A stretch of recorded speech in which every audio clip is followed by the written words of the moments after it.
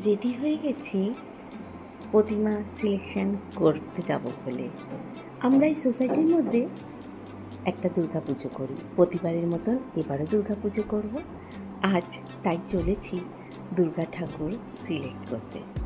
আসুন আপনাদেরকেও নিয়ে সেখানে চলি। পৌঁছে গেছি আমরা প্রতিমার দোকানে। দেখুন কি সুন্দর সুন্দর প্রতিমা এখানে রাখা রয়েছে, প্রচুর ভ্যারাইটি, প্রায় 3-4টে রো, প্রতিটা রোতে অনেক অনেক ঠাকুর রাখা রয়েছে। ওরা আমাদের লাইট জ্বালিয়ে দিল যাতে আমরা ভালো করে দেখতে পাই। প্রত্যেকটা প্রতিমা ভীষণ সুন্দর।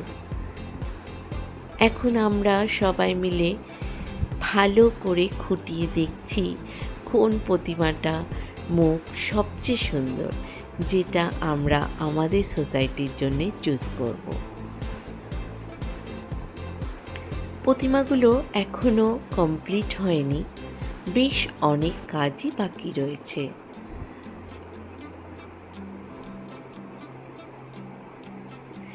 দেখতে দেখতে একটা প্রতিমা ভীষণ পছন্দ হয়ে গেল আমাদের সবার।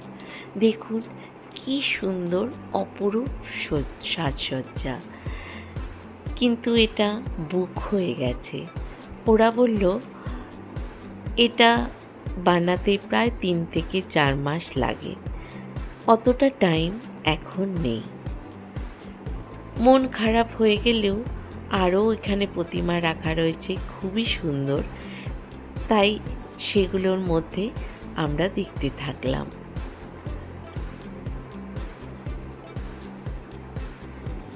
এই মূর্তিটাও অদ্ভুত সুন্দর,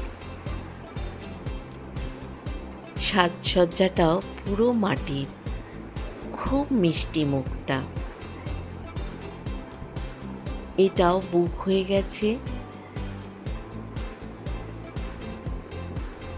আশেপাশের সোসাইটি থেকে, নানা রকম জায়গা থেকে এখানে অনেকেই বুক করতে আসে। আমাদের মোটামুটি মূর্তি সিলেক্ট করা হয়ে গেছে। এখন আমাদের ওনারা বলছেন কিভাবে আমরা ঠাকুরটাকে সাজাবো। আমরা ঢাকের সাজ চাই না এমনি সাজ, কোন রঙের চাই, কোন রঙের শাড়ি হবে, এই সব আমাদের সাথে ডিসকাস করছে।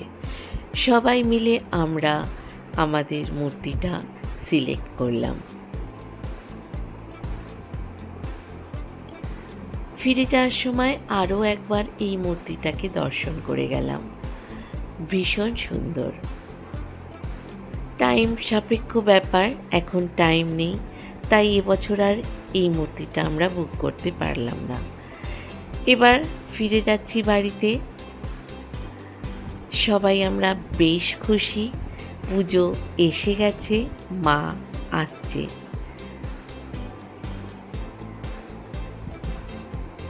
নাব্যার কিছু রাখি কেনার ছিল, তাই সামনের মার্কেট থেকে কয়েকটা রাখি কিনে নিলাম। বাড়ি ফেরার পথে রাস্তার পাশে ভুট্টা দেখে একটু ভুট্টাও খেয়ে নিয়েছিলাম, বেশ টেস্টি। ভালো থাকবেন, সুস্থ থাকবেন, পুজোর আনন্দে মেতে থাকবেন। টাটা।